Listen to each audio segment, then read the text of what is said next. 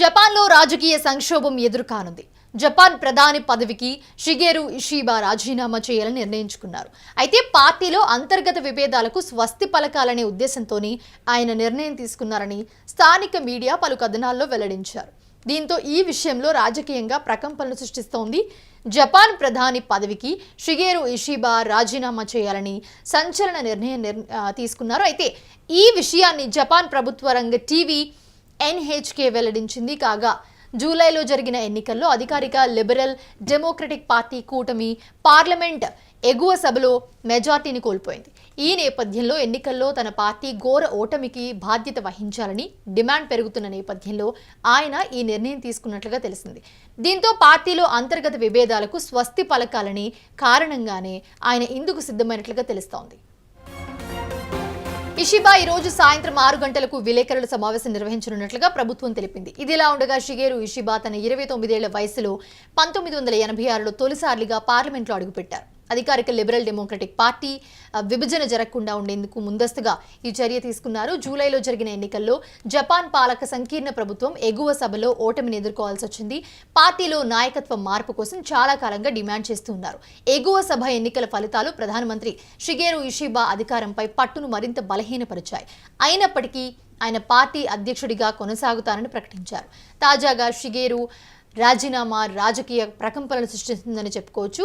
వాస్తవానికి జపాన్ ప్రధానమంత్రి షిగెరు ఇషిబా నేతృత్వంలోని సంకీర్ణ ప్రభుత్వం పార్లమెంటు ఎగువ సభలో మెజార్టీ కోల్పోయింది. సభలో 248 స్థానాలుండగా వాటిలో సగం సీట్లకు జూలైలో ఎన్నికలు జరిగాయి. అధికార లిబరల్ డెమోక్రటిక్ పార్టీ సభలో మెజారిటీ సాధించాలంటే 50 స్థానాలు దక్కించుకోవాలి. కానీ 47 స్థానాలకి పరిమితమైంది. గత అక్టోబర్లో జరిగిన దిగువ సభ ఎన్నికల్లోనూ ఈ కూటమి ఓటమి పాలైంది.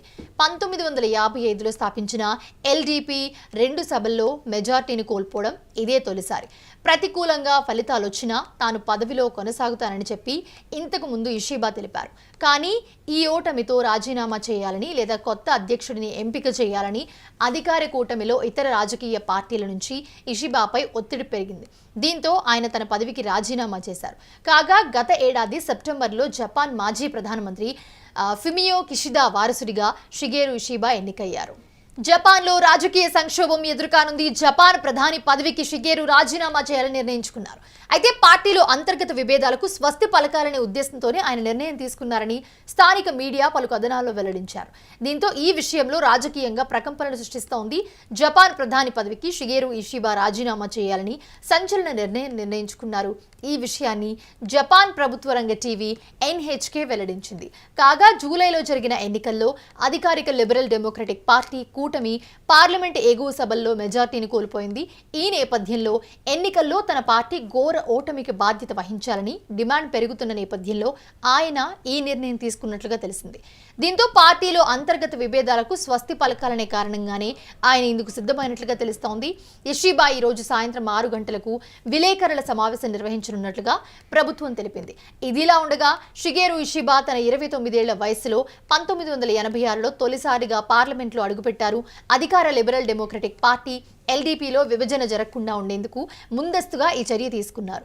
జూలైలో జరిగిన ఎన్నికల్లో జపాన్ పాలక సంకీర్ణ ప్రభుత్వం ఏదైతే ఉందో ఎగువ సభలో ఓటమిని ఎదుర్కోవాల్సి వచ్చింది. పార్టీలో నాయకత్వ మార్పు కోసం చాలా కాలంగా డిమాండ్ చేస్తున్నారు. ఎగువ సభ ఎన్నికల ఫలితాలు ప్రధానమంత్రి షిగెరు ఇషిబా అధికారంపై పట్టును మరింత బలహీనపరిచాయి. అయినప్పటికీ ఆయన పార్టీ అధ్యక్షుడిగా కొనసాగుతారని ప్రకటించారు. తాజాగా షిగెరు రాజీనామా రాజకీయ ప్రకంపనలు రేపుతోంది.